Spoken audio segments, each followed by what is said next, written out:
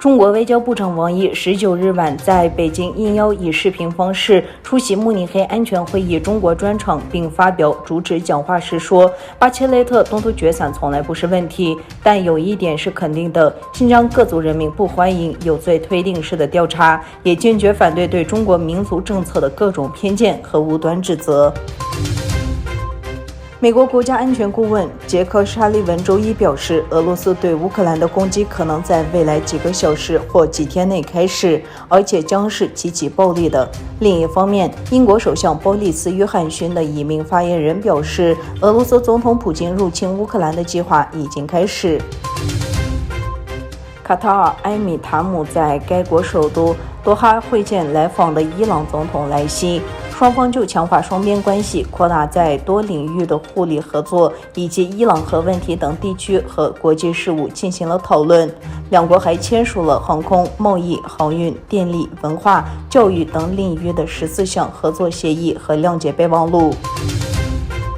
哈萨克斯坦总检察院发布消息称，哈萨克斯坦前国防部长别克塔诺夫因在1月骚乱事件中不作为，涉嫌违反该国宪法第452条，目前被临时关押在拘留所接受调查。美国政府本月初宣布批准对台1亿美元军售。中国外交部发言人王文炳今天表示，中国政府决定依据反外国制裁法，对洛克希德马丁和雷神两家美国军工企业实施反制。王文炳说，为了维护中国主权和安全利益，根据中国反外国制裁法的有关规定，中国政府决定对长期参与与美国向台湾出售武器的美国军工企业雷神技术公司和洛克希德马丁公司的行为实施反制。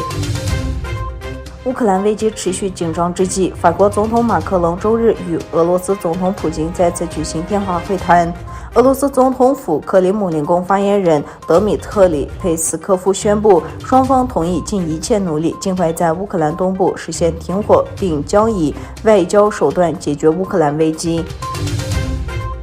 在家中度假的意大利驻堪培拉大使塔尔德欧里从阳台上坠落死亡。据悉，现年57岁的塔迪欧里自2019年9月起担任意大利驻澳大利亚堪培拉大使。